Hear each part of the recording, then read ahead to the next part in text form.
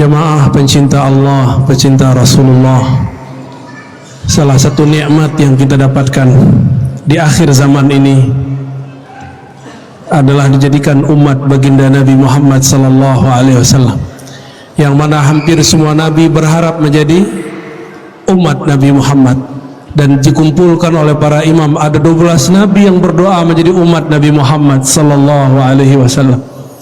Tapi yang dikabulkan orang-orang yang berhidung pesek di tanah Melayu. Saya hidung pesek maksudnya, ya. Hidung antum semancung-mancungnya sama orang Arab dianggap ya mancung tapi ke belakang. Tapi kita beruntung, hidung kita kayak gimana pun kita punya satu anugerah besar. Apa itu? Ditakdirkan Allah dengan takdir terbaik menjadi umat baginda Nabi Muhammad sallallahu alaihi wasallam. Dan yang paling nikmat lagi, kita hidup bukan di zaman Imam Bukhari, tapi hidup 12 abad setelah Bukhari. Imam Bukhari lahir sekitar 194 Hijriah, wafat 256 Hijriah. Di saat itu mau cari hadis harus berangkat dulu dari Uzbek ke Mekah. Kita akan baca hadis bahwa beliau belajar ke ulama Mekah. Sebelumnya mari kita baca surah Al-Fatihah. Semoga Allah membuka hati pikiran kita, tanda syukur kepada Allah, terima kasih kepada baginda Rasulullah, dan semoga Allah mengangkat dengan ini maqam Imam Al-Bukhari Muhammad bin Ismail. Al-Fatihah. A'udzubillahi minasyaitonir rajim. Bismillah.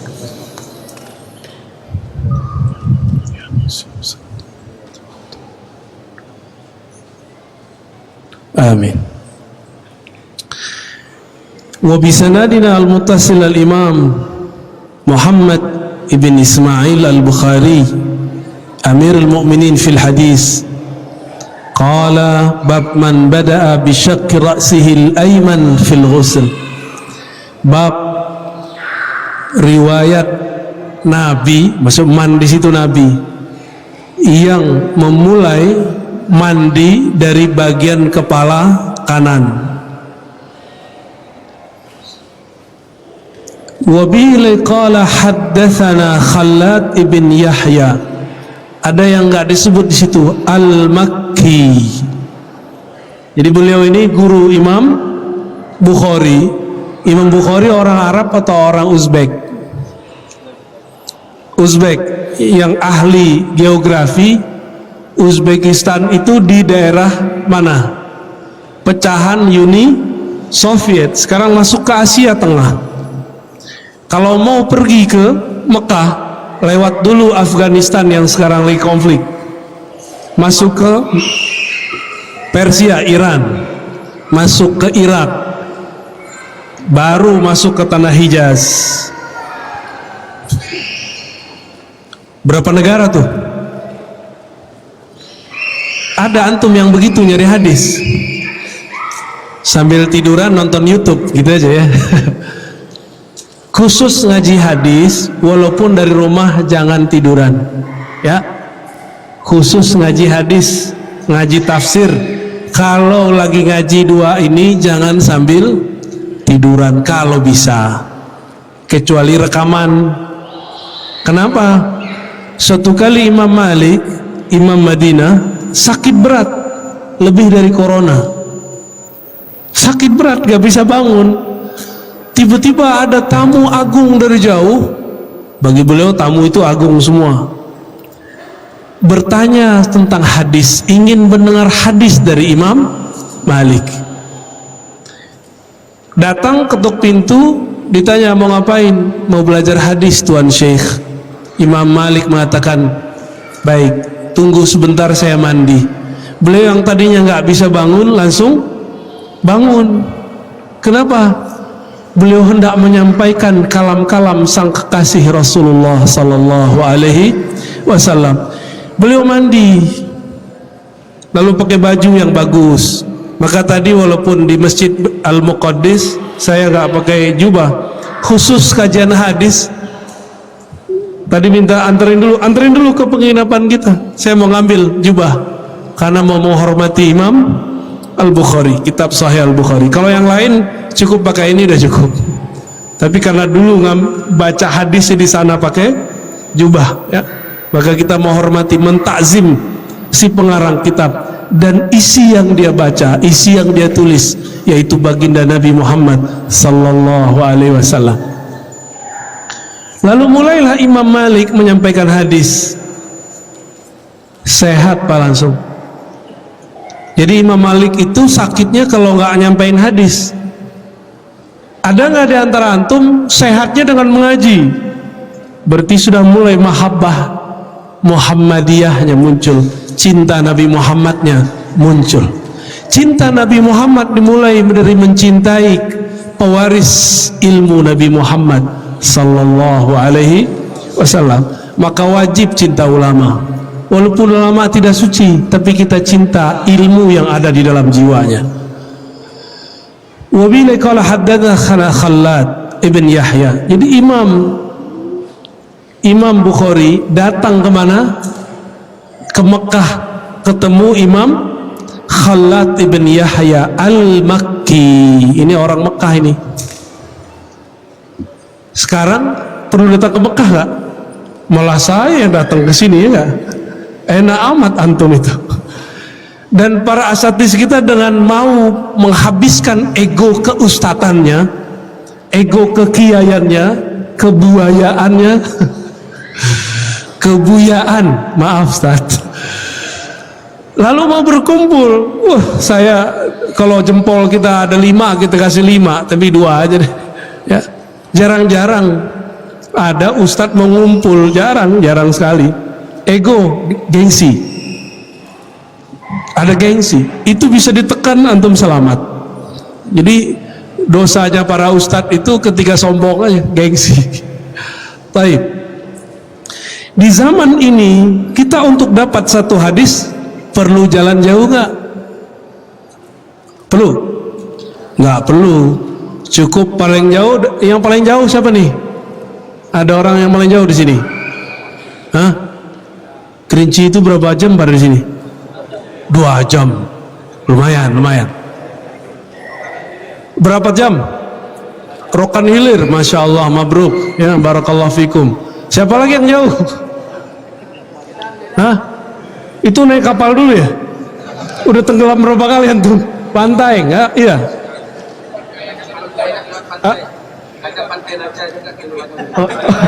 Berapa jam? 3 jam. Ada lagi bagian sini.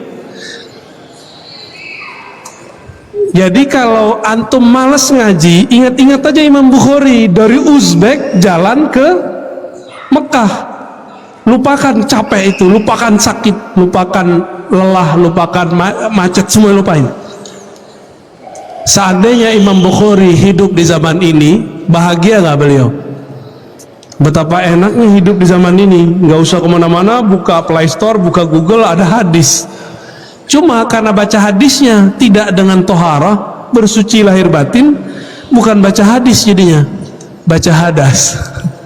Jadi ketika baca hadis mulutnya berhadas, bertambah dalil, bertambah kebenciannya kepada sesama umat.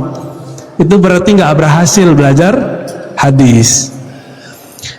Imam Khallad bin Yahya mengatakan qala haddatsana Ibrahim ibn Nafi' anil Hasan ibn Muslim an Safiyah binti Syaibah an Aisyah. Semuanya orang Mekah itu.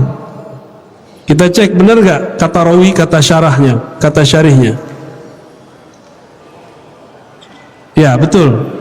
Imam Ibnu Hajar al-Asqalani mengatakan mereka ini pernah tinggal di Mekah, pindah-pindah ke Kufah, pindah ke Baghdad, pindah kemana. Tapi karena pernah tinggal di Mekah, Aisyah orang Mekah bukan? Pindah kemana? Madinah. Maka mereka semuanya Makkiyun, ya. Khusus Imam Khallad bin Yahya ini walaupun orang Mekah, tapi beliau perjalanannya panjang. Besar kemungkinan Imam Bukhari ketemunya di tengah perjalanan, bisa jadi di Mekahnya, bisa jadi di Kufah. Wallahu a'lam mana yang benar. Maka ini salah satu guru tua, ya, disebut kibarus syuyukh, guru tua. Kata Sayyidatuna Aisyah, kunna idza asabat ihdana janabah. Ini masih bab janabah aja ya. Ajib, nggak apa-apa menghargai Imam Bukhari. Kami kalau junub, yang belum cukup umur, mohon maaf.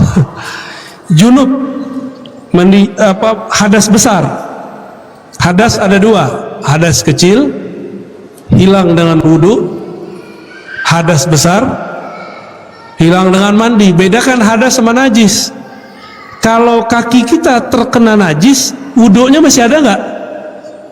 Benar. Tapi sholatnya sah nggak?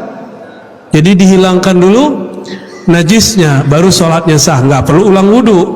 Paham? Ya. Jika kami terkena atau kami junub, akhazat.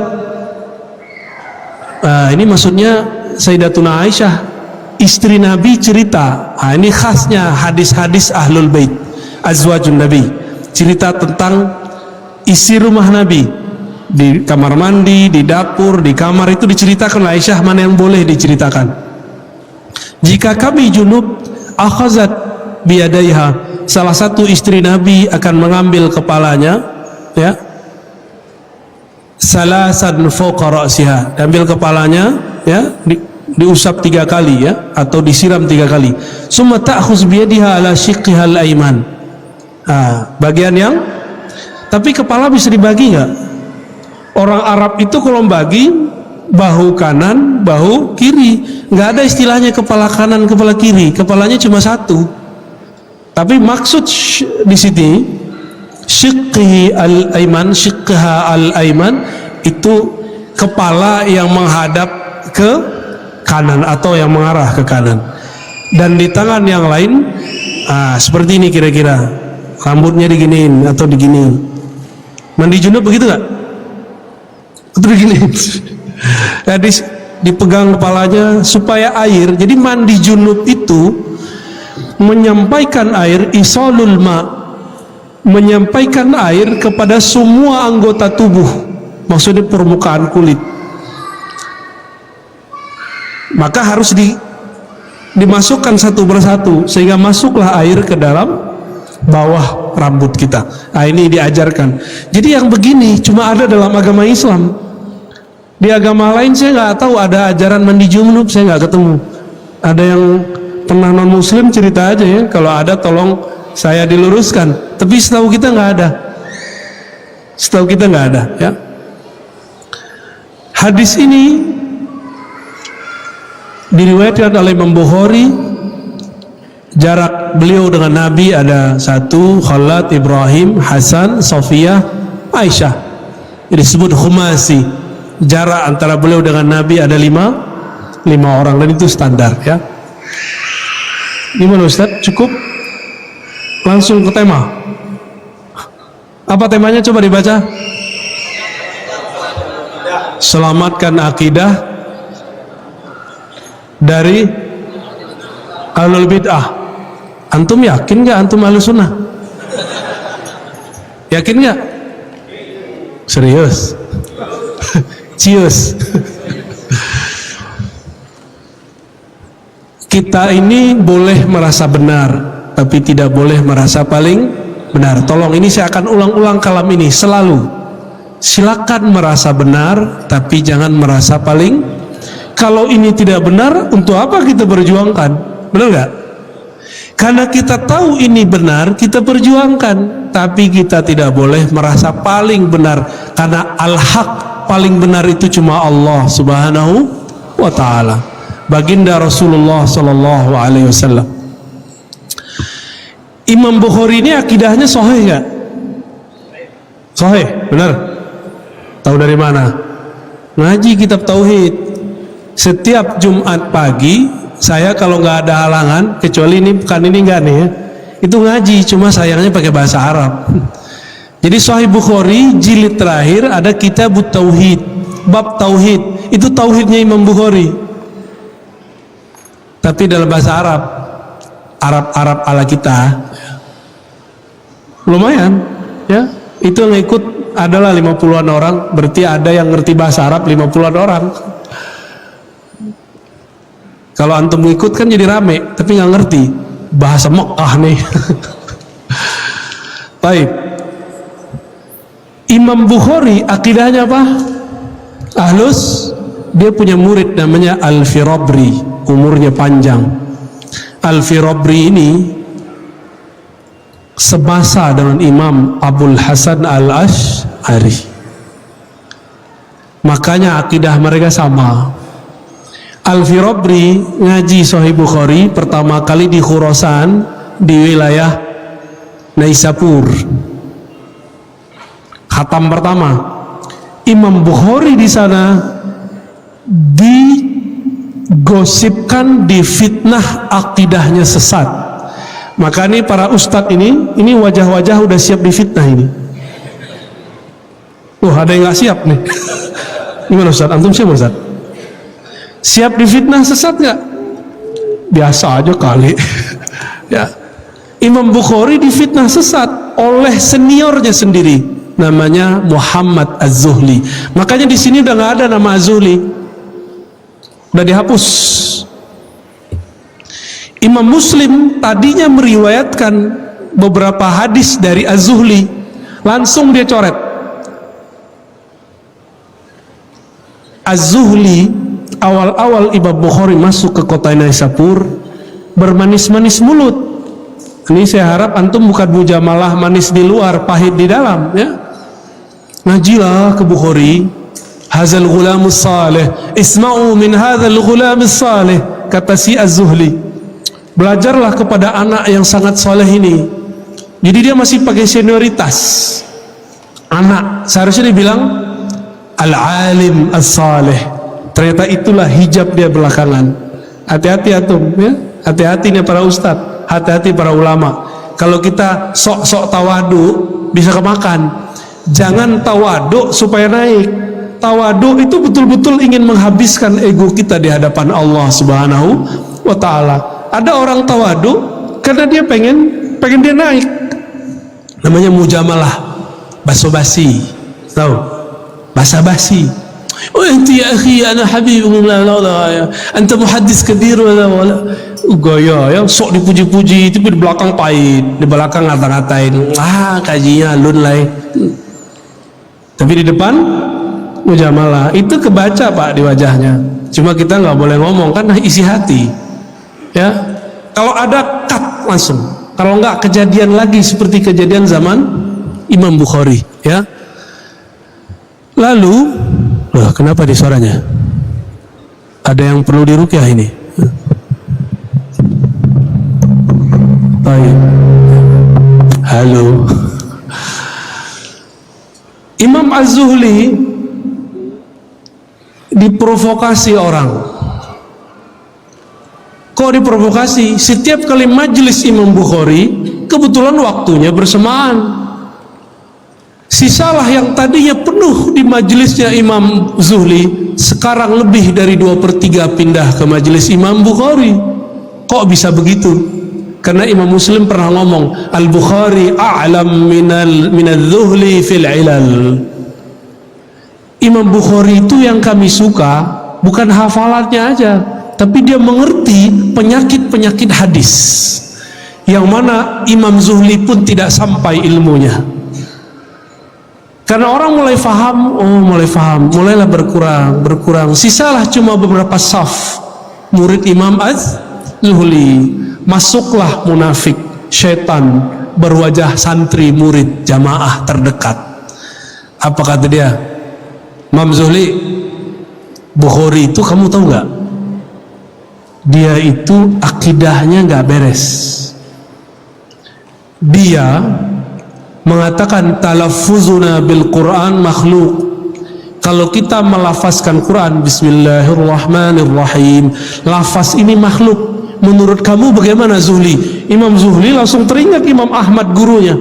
Wah itu kafir, itu bid'ah, minimal dibilang bid'ah, mubtadi'. Padahal maksudnya kan nggak begitu. Nanti dikirim lagi orang, udah kamu dengerin lagi. Nanti datang lagi, tambah banyak. Oh betul, ternyata orang ini nggak ngerti juga maksudnya apa. Walhasil apa yang terjadi?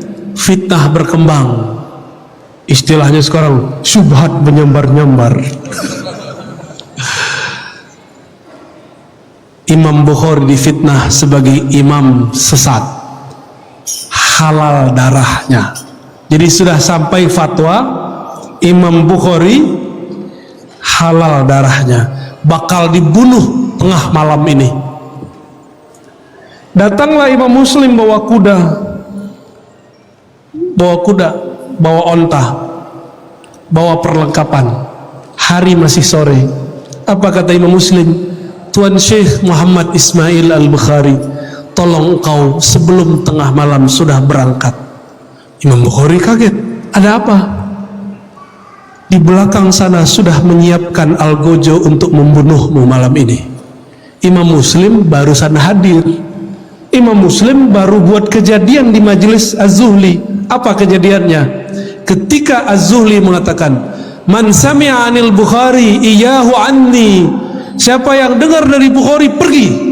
Kata siapa? Az-Zuhli. Imam Muslim langsung berdiri, diambil lembaran kertasnya, dirobek. Lihat, semenjak saya robek riwayatmu ini, catatanku darimu, aku tidak mau lagi meriwayatkan darimu. Pergi dia. Di situ mereka terdengar konspirasi, mereka mau bunuh Imam Al-Bukhari. Jadi imam kita, pengarang kitab ini sudah pernah difitnah pada zaman hidupnya. Terus kalau antum cuma difitnah dikit-dikit aja biasalah, ya nggak? Yang paling kencang difitnah sini siapa nih? Imam utama, Dr. Zulhendri, penghalal bank syariah. Wah, baru terasa nyut-nyut ini. Izin, maaf.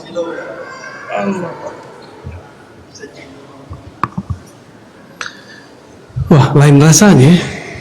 Enaknya emang duduk iftiras, tapi nggak apa-apa. Jadi kalau kita difitnah sekarang, mundur nggak? Mau mundur nggak?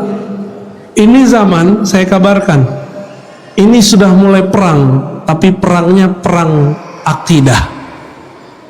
Belum perang pedang, belum panah, belum. Antum hobi aja main panah, ya. Kita belum perang panah, belum. Kalau mau ngelawan Dajjal pakai panah, mati duluan. Ditarik napasnya si Dajjal, mati kita. Panah belum nyampe, kita udah mati duluan. Jadi kalau antum latihan panahan, niatnya untuk ngelawan Dajjal, lewat. Panahan karena ini olahraga tua, pernah dipakai baginda Rasulullah, maka kita pun berolahraga, boleh. Cuma kalau itu diniatkan untuk melawan Dajjal, lewat. Dajjal itu sakti, Pak. Jangankan panah, hujan pun berhenti oleh Dajjal, ya. Jangankan itu, kubur udah mati, itu dia hidupkan lagi bisa, walaupun itu setan jin yang menyerupai orang mati, hidup lagi. Dia bilang awan, datang awan, kayak Son Goku, tapi bukan awan kinton. Dulu waktu kecil kita nonton nih, nggak sampai ke bawah mimpi, ya Allah.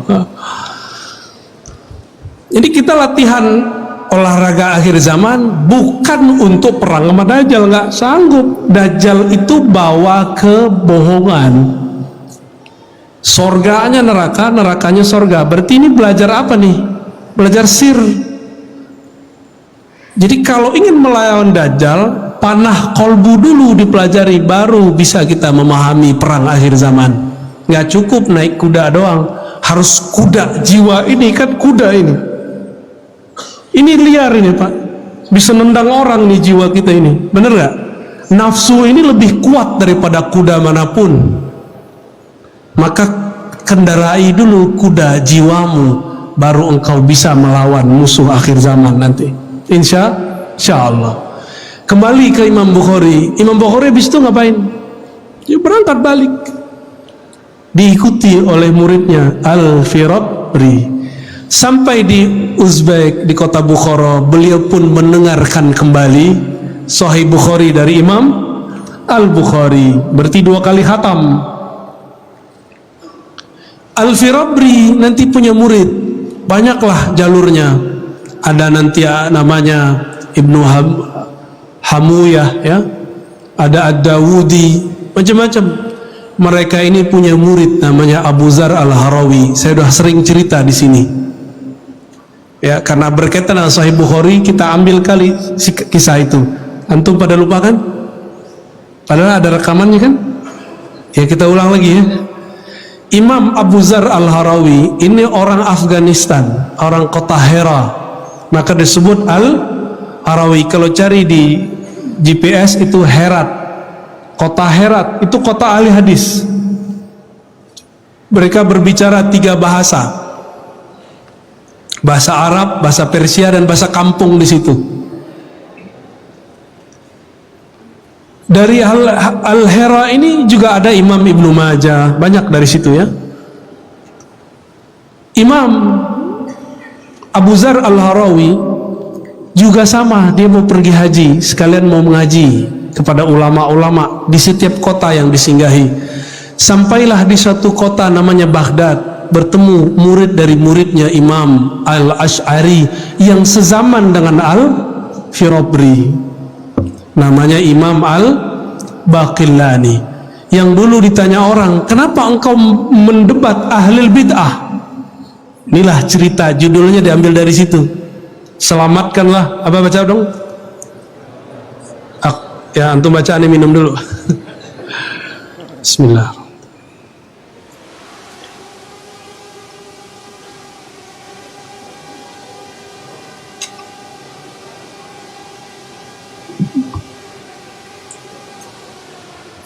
Baik. Imam Al-Baqillani, biasa orang memperdebatkan beliau, ini mazhabnya Maliki atau Syafi'i, itu ada perdebatan. Saking laku kerasnya itu, orang Syafi'ah ngaku bahwa dia ini Syafi'i, orang Malikiyah ngaku dia ini.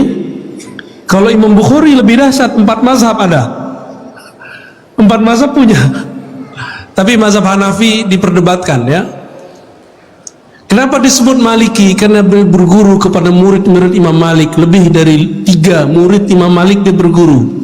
Qutaibah, Muhammad bin Maslamah, dan beberapa murid-murid yang lain ya. Disebut Syafi'i karena dia berguru, hadis pertama di Sahih Bukhari adalah muridnya Syafi'i, Al-Humaidi, Abdullah ibn Zubair. Disebut Hanbali karena dia langsung bertemu Imam Ahmad ibn Hanbal. Laku kerasnya tuh ya, indah sekali tuh hidup Imam Syafi'i. Di alam barzahnya dia diperebutkan oleh semua mazhab. Ntar kalau kita mati, kita diperebutkan mazhab atau dibuang.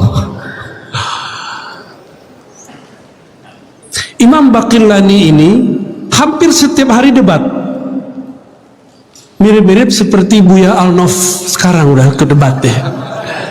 Canggih dia debat sekali tuh ya. Aneh senang lihatnya. Harus ada yang debat, Ustaz.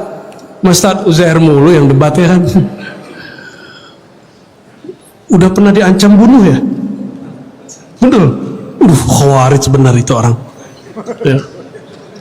Orang baru hijrah juga ya gak? Ini udah hijrahnya kemana-mana udah ke Mesir, udah ke negeri yang gelap, lahir batin. Tapi bahasa mereka fasihnya bukan, batinnya itu terang ya. Ulama-ulama Habasyah, dalam hadis kan disebut Habasyah. Kita kalau mau ngambil bahasa Arab Fusha, ngambilnya ke Habasyah. Bahasa Arab mereka luar biasa. Mereka kalau nulis sastra bagus-bagus. Dulu Nabi kirim rombongan hijrah pertama kemana? Habasyah. Itu ngomong bahasa Arab. Dan ada beberapa Arab Habasyah masuk ke dalam Al-Quran. Al-Ma'idah itu bahasa Habasyah, artinya meja. Allahumma sholli ala Muhammad. Ada yang jatuh nih. Al-Ma'idah itu bahasa Habasyah ya. Taib. Imam Baqillani rahmatullah alaih ditanya oleh orang, kenapa kamu debat terus? Kok nggak diam? Ini kan masalah sudah beres dulu. Dulu beres, sekarang muncul lagi. Dijawab oleh beliau, dinukillah kalam ini dalam kitab Tabyin Kazim Muftari, karya Imam Al-Hafiz Ibnu Asakir ya, Asy-Syafi'i. Apa kata Imam Baqillani? apakah engkau mau mengulangi kembali penistaan terhadap ulama di zaman Abbasiyah? Itu dulu Imam Ahmad, Yahya ibn Ma'in, dan imam-imam yang lain, cuma karena ada satu dua persoalan akidah, itu mereka masuk penjara dan ditelanjangi dalam penjara. Hanya satu imam yang tidak bisa ditelanjangi, Imam Ahmad ibn Hambal. Ketika sarungnya dipelorotin oleh Algojo, dia berbicara kepada sarung, ya izari ittaqillah, wahai sarungku takutlah kepada Allah. Itu sarungnya naik kembali, nggak bisa turun, sampai Algojo dia ketakutan, ini makhluk apa ini? Itu karamah Imam Ahmad ibn Hambal. Bahkan ada imam namanya Ahmad ibn Nasr, temannya Imam Ahmad bin Hambal, digantung, disalib, dan baru diturunkan 7 tahun setelah dia digantung. Cuma karena masalah perbedaan sedikit. Hanya Ahlus Sunnah yang toleransinya tinggi. Mu'tazilah yang kata orang kampus itu pikirannya maju, enggak juga. Kalau mereka berkuasa, yang lain mereka hantam. Ulama Ahlus Sunnah yang meriwayatkan hadis Allah bisa berjumpa di akhirat masuk penjara, dianggap sesat. Jadi ulama-ulama Ahlus Sunnah ini, mereka ini kalau dulu hidup nih masuk penjara semua ini. Nggak ada yang bertahan di sini.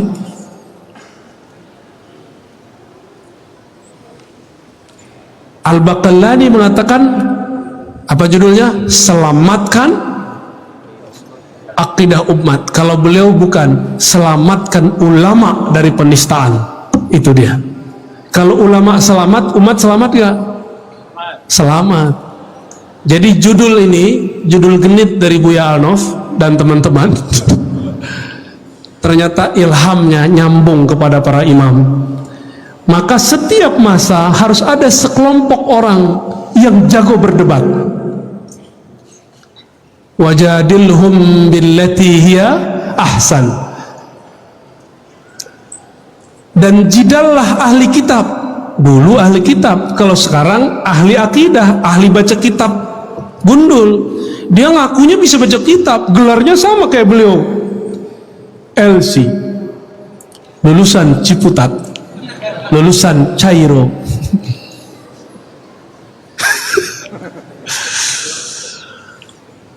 Lulusan Corona. Udah lulus, Ustaz? Udah lulus antum? Alumni ya? Alumni Corona ya? Antum LC semua lah ya, lulusan Corona. Al-Imam Baqillani, semangatnya inilah kemudian yang ditularkan dari masa ke masa. Maka setiap masa harus ada yang menjidal billati hiya ahsan, dengan metodologi yang ilmiah, dengan cara yang ahsan. Apa arti ahsan? Jika mereka pakai kitab, kita pakai kitab. Apalagi mereka menyebutkan dalil hadis, kita baca hadis. Kalau kata Buya Zulhedri, mereka LCMA, kita LCMA juga. Mereka doktor, kita doktor juga. Itu gaya itu dia, belagu dia itu. Tapi belagunya bener ya, antum belagunya kan nggak bener. Kita bersyukur ada orang-orang ini. Jika dulu yang terpilih Imam Baqillani dan kawannya Ibnu Furaq, ya, ada Al-Isfaraini, ini 3 ulama di zaman itu. Ini 3 ulama ini. Tapi beratnya pengajian mereka susah. Jadi dia itu Al-Baqillani, Ibnu Furaq dan Al-Isfaraini kalau ngaji ngelewatin pasar. Kalau ngelihat pasar sama kayak kita masuk mall. Matanya jelalatan nggak? Matanya bisa melihat macam-macam nggak? Kata kawan kita apa? Cuci mata lah Ustaz. Ya, cuci mata pakai rinso. Imam Baqillani, Ibnu Furaq Isfarani datang kepada gurunya, murid Asy'ari, namanya Imam Abul Hasan Al-Bahili. Siapa namanya? Ini udah pernah kita bahas juga, kita ulang lagi. Sampai di rumah Abul Hasan Al-Bahili. Abul Hasan Bahili sensitif, dia punya jiwa yang sensitif. Ternyata Abul Hasan ini seorang ahli akidah, ahli hadis, ahli tafsir, tapi juga seorang waliullah, ahli kolbu, sufi. Beda dengan sufi Pekanbaru, suka film Korea. Kalau ini sufi asli, wow, depannya ada yang suka film India katanya, curhat deh. Al-Bahili, dia tidak mau melihat mata yang selesai, yang habis lihat maksiat, karena beliau Allah izinkan melihat bekas dosa orang. Ini Bahili. Beliau mendapatkan ilmu yang diwariskan dulu dari Nabi kepada Sayyidina Utsman. Sayyidina Utsman itu kalau ada orang matanya habis jalalatan, ngelihat cuci mata, ya, ngelihat yang bukan haknya, itu Sayyidina Utsman langsung bisa tahu dengan izin Allah, binurillah, dengan cahaya Allah. Imam Abul Hasan Al-Bahili merasakan hal yang sama. Apa kata beliau? Kita belajar cukup di balik tabir ya. Ini pakai tabir. Tabir. Apa kata beliau? Aku tidak mau terganggu atau mengganggu kalian, karena kalian baru saja mengotori mata kalian dengan maksiat. Begitu dulu ulama kita menjaga ilmunya. Jadi beliau kalau ngelihat langsung kelihatan sama dia apa yang kita lihat. Bahaya nggak? Bahaya. Maka dia mengatakan, daripada ya saya tidak kuat, mending saya tahan. Dididik oleh Bahili, dididik, karena kemudian didikannya keras. 3 imam ini sampai sekarang disebut-sebut namanya di dalam kitab, dibahas dalam perdebatan.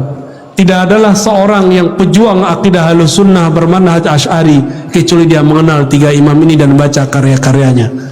Imam Baqillani inilah yang menyelamatkan umat dari 2 kelompok. Satu kelompok Mujassimah, kelompok yang menjisimkan, menyerupakan Allah atau menghukumi Allah, mensifati Allah dengan sifat jisim. Dia tidak bilang Allah serupa dengan makhluk, tapi dia menyebutkan karakter yang sama dengan makhluk. Itu disebut mujassim. Kalau yang menyerupakan zat dengan makhluk disebut musyabbih. Paham? Apa beda musyabbih dengan mujassim? Musyabbih tasbihuz zat, menyerupakan sampai kepada zat. Kalau mujassim menyerupakan sifat.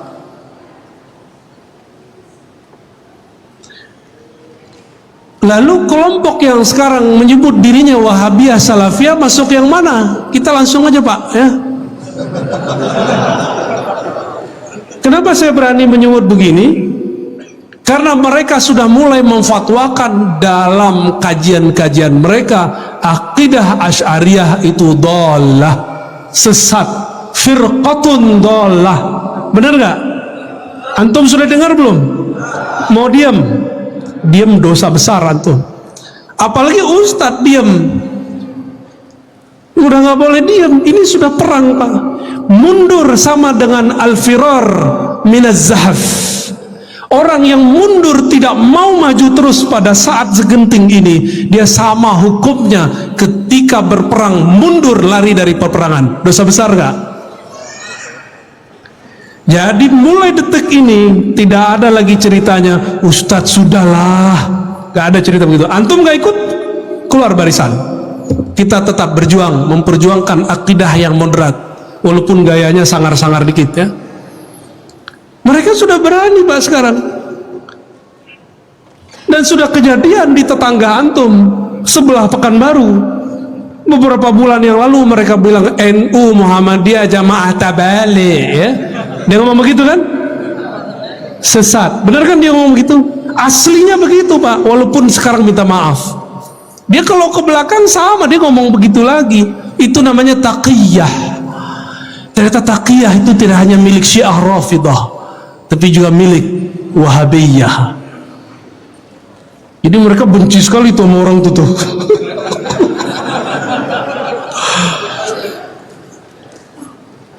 Karena NU Muhammadiyah masih mayoritas umat Indonesia, Mereka minta maaf, Pak. Coba kalau sudah minoritas, digilas oleh mereka itu. Nggak usah jauh-jauh, masjid aja lah. Masjid kalau udah dikuasai gimana?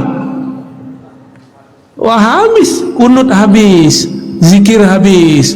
Katanya mengerti ikhtilaf, tapi kok giliran beda dikit mereka nggak mau toleransi. Kita sih nggak ada masalah orang nggak kunut subuh, yang penting jangan membatalkannya. Kita nggak masalah juga kalau orang nggak ikut akidah Asy'ariyah, yang penting dia percaya qul huwallahu ahad, selesai kan? Dia nggak perlu tahu sifat 20, yang penting dia syahadat la ilaha illallah Muhammadur Rasulullah. Tapi sekarang nggak ngerti terus ngomong akidah Asy'ariyah sesat. Antum sering lihat kan orang-orangnya? Orang-orangnya jelas.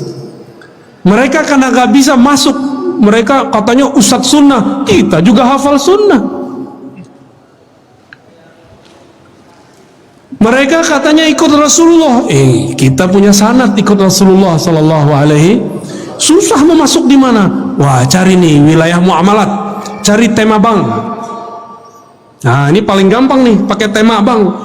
Sekarang mereka sudah boleh menghalalkan riba. Loh, bank beda dengan riba, bro. Bank ada nggak di zaman Rasul? Nggak ada. Maka hukum tentang bank akan selama-lamanya diperdebatkan. Namanya fikih. Namanya fikih. Antum boleh beda sama aneh, nggak ada masalah. Ustadz, saya pilih bank syariah, nggak ada apa-apa. Ustadz, saya nggak mau ikut bank. Aneh panggil sini, keluarin dompetnya, kartu-kartunya semua. Kita keluarin mana banknya, sama nomor-nomornya sekali. Loh Ustadz, ini perampasan? Bukan, katanya antum nggak ikut bank lagi, nggak mau ngambil bank. Itu kartu-kartu bank. Handphonenya cek, ada uang digital nggak di situ? Ada, transfer ke kita aja. Mau? Jadi kalau ngomong anti bank, pikir dulu, itu fulus namanya rupiah, yang buat siapa? Bank. Bank itu sistemnya apa? Bank Indonesia konvensional. Mikir dulu kalau mau mengharamkan sesuatu, panjang ceritanya. Saya nggak ngajak antum nambung ke bank konvensional, nggak. Kita penganjur bank syariah, cuma tidak mengharamkan mutlak bank-bank yang ada itu, kecuali bank Toyib.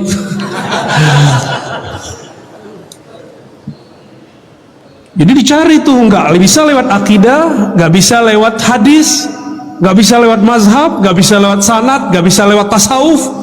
Lewat apa lagi? Lewat muamalat. Nggak bisa juga. Wah, ada tema baru nih, Taliban. Nanti nih ustadz-ustadz ini bakal diadu dengan tema Taliban. Saya mau tanya, kalau saya sepakat dengan antum, ini nambah iman nggak masalah Taliban? Kalau kita beda, nambah iman nggak? Enggak. Terus kalau beda opini boleh nggak? Boleh. 2024 nanti pilihannya nggak tahu ada berapa orang nih. Kalau nanti UZR pilih A, Ustadz Arnof pilih B, gimana? Boleh nggak? Ayo, boleh nggak? Yang bilang boleh waras. Boleh nggak? Boleh nggak? Pada takut nih, karena habis trauma 2019 ya. 2019 beda pilihan, beda iman, satu surga satu neraka. Lo yang dipilih jadi menteri.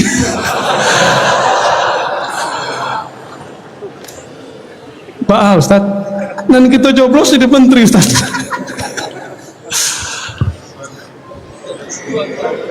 Nyesel juga kita tengkar-tengkar dulu ya. Mohon maaf kalau dulu yang tengkar sama saya ya. Afwan, kita nggak mau mengulang kesalahan itu 2024 kalau masih ada pemilu, Pak.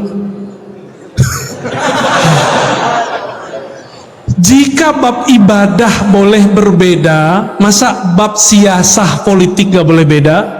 Maka kami ingatkan terus dan tolong para asatis edukasi, dewasakan umat setiap saat bahwa berbeda itu biasa. Mau biasa, ya? Akidah Ahlus Sunnah wal Jamaah sekarang yang dulunya jadi tema biasa, sekarang jadi tema luar biasa. Nanti besok pagi akan ada pembahasan khusus mengenai yang paling ujung itu. Jadi akidah Ahlus Sunnah intinya ada pada tanzih, mensucikan persepsi kita mengenai Allah Subhanahu wa ta'ala. Yang kedua, tasdik kepada baginda Nabi Muhammad SAW. Ada yang bagian akhir untuk akhir zaman, tasdik bi khurujil mahdi, membenarkan keluarnya akan muncul seorang imam di akhir zaman, namanya imam. Ini baru tema yang baru diangkat oleh para ulama. Sebenarnya tahun 2000-an sudah ada tema-tema itu di Mesir. Dulu kitab-kitabnya banyak, cuma bercampur dengan teori-teori konspirasi. Teori konspirasi ini kan ada yang sahih, ada yang tidak sahih. Yang sahih pun kita uji dulu kesahihannya. Insya Allah tentang akhir zaman itu kita bahas besok pagi ya, insya Allah. Bagaimana cara memahami bab kemahdian itu sesuai dengan sunnah Rasul, bukan tebak-tebakan, bukan pakai asumsi, bukan pakai ambisi. Karena sekarang sudah banyak orang panik, siapa nih Imam Mahdinya nih ya? Sabar-sabarlah ya. Khilafah ala minhajin nubuwah, oh itu ada kata kuncinya. Insya Allah besok lah kita bahas akhir zaman versi akidah ahlus sunnah. Sekarang kita kembali, Al-Baqillani membawa ajaran menyelamatkan umat daripada tajsim, disebut dengan tanzih, menyerupakan Allah, membayangkan Allah. Itu tanzih. Allah perlu nggak disucikan? Butuh nggak? Enggak. Yang perlu disucikan persepsi kita tentang Allah Subhanahu wa ta'ala. Maka kalau baca subhanallah, maknanya ya Allah, ampunkan kami mempersepsi Engkau tidak sesempurna Engkau. Itu subhanallah ya. Orang kalau subhanallah begini baru terasa nikmat. Tapi kalau kita terjemah Allah Engkau maha suci, kita bingung, ini suci dalam bahasa Indonesia, suci dari hadas, ya kan? Hadas besar, hadas kecil. Inilah kurang bahasa kita. Bahasa kita, bahasa Melayu, bahasa Indonesia tidak bisa mendetailkan beberapa lafaz yang ada dalam bahasa Arab. Ya, udah 9:30. Jadi kalau kemarin usul ahli sunnah, kalau sekarang bagaimana cara Imam Baqillani menyelamatkan umat waktu itu? Tanzih. Tanzih dari apa tadi? Tajsim. Dan yang kedua, menyelamatkan umat dari ta'til. Ta'til itu alhamdulillah sekarang tidak banyak. Ta'til itu menolak sifat Allah. Alhamdulillah sekarang itu sedikit kelompoknya. Hanya tersisa di kelompok Syiah. Ini saya kasih tahu, selama masih ada Syiah, selama itu pula ada akidah Mu'tazilah. Tapi nanti kita pun bakal dituduh Syiah oleh seberang itu. Jangan-jangan sudah ada lagi Ustaz orang yang duduk ani Syiah. Udah ada? Antum dituduh Syiah udah ada belum? Belum. Nanti bakal ada yang nuduh saya di Syiah. Bakal ada. Sudah ada. Antum penghemat YouTube. Ini mereka kan pecinta habaib semua kan? Bagi pembenci zuriat Rasulullah, kita yang dekat sama habaib disebut Syiah. Dia nggak bisa membedakan Habib Syiah sama Habib Ahlus. Habib itu macam-macam juga Pak. Ada Habib yang NU, ada Habib Muhammadiyah, nggak tahu tuh ada Muhammadiyah. Ada Habib FPI, ya. Ada Habib, ada apa? 212. Ada Habib BPR, ada nggak? Nggak ada ya, Habib-Habiban. Macam-macam Habib itu. Kita tidak melihat perbedaan mereka itu. Yang penting di darahnya ada nasab Rasulullah, kita cinta, udah. Boleh nggak kita beda dengan pergerakan mereka? Boleh, bukan karena kita benci dengan pergerakan mereka, tapi karena kita beda manhaj aja, gak ada masalah. Ya. Jadi kalau antum nanti lihat saya beda manhaj dengan Habib Fulan, bukan berarti saya benci dia. Karena ini kan beda guru aja. Manhaj itu dipengaruhi oleh guru. Ya. Imam Baqillani menyelamatkan umat. Pertama dari apa? Kelompok Mujassimah, yang kedua dari Mu'tazilah. Mu'tazilah berarti sudah ke bawah kelompok Rafidhah, sudah ke bawah semua. Maka disebutlah beliau oleh Imam Daruqutni, pengarang kitab Sunan Daruqutni. Apa judul kitabnya? Sunan, bukan Sunanul Mustafa, Sunan Ad-Daruqutni. Kata beliau, Abu Huzar bertanya, itu siapa orangnya? Dijawab oleh Imam Daruqutni, ahli hadis, ini orang imam ahli sunnah, qami'ul bid'ah. Inilah imam pembela sunnah, pemberantas bid'ah. Berarti yang dimaksud oleh imam ahli hadis namanya Daruqutni. Daruqutni selevel Bukhari, di bawah dikit. Maka dia bisa mengkritisi Sahih Bukhari. Jadi seumur-umur kita ngaji Sahih Bukhari, yang paling lantang mengkritisi Sahih Bukhari Imam Daruqutni. Jadi dia tahu di mana celahnya Imam Bukhari. Itu Imam Daruqutni namanya. Imam sunnah gak nih? Berarti akidahnya Imam sunnah meridai akidah Imam Baqillani. Akidah Baqillani adalah akidah Imam Asy'ari. Paham? Jadi yang disebut ahlul hadis, ahlus sunnah itu siapa? Akidah Asy'ariyah. Tapi mereka kan ngaku inilah akidah sunnah. Pas kita cek ternyata atu sunnah doang, sunnah yang lain gak ada yang pakai. Jadi nggak jujur kepada Allah, nggak jujur kepada Rasulullah, nggak jujur kepada umat. Itu masalahnya, ya. Maka beruntunglah ini yang ada di hadapan antum. Semoga mereka adalah Baqillani zaman ini. Amin. Untuk mereka kita bacakan surah Al-Fatihah. Al-Fatihah. Amin.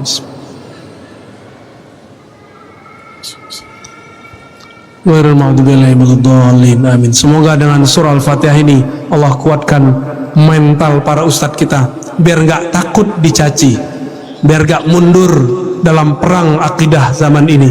Ini sudah mulai perang. Satu kata dari saya, jangan pernah mundur. Mundur dosa besar. Jadi yang dihantam sekarang apa? Mental. Mental antum Ustaz. Mental saya. Untungnya guru kita agak ganas-ganas sedikit, didiknya dahsyat-dahsyat. Untung guru-guru kita orang-orang yang urat takutnya sudah nggak ada, kecuali hanya kepada Allah Subhanahu wa Ta'ala. Alhamdulillah, dengan berkah didikan mereka, ini urat takut semua udah nggak ada kali Ustaz. Ya, kecuali hanya kepada Allah Subhanahu wa Ta'ala dan orang di rumah.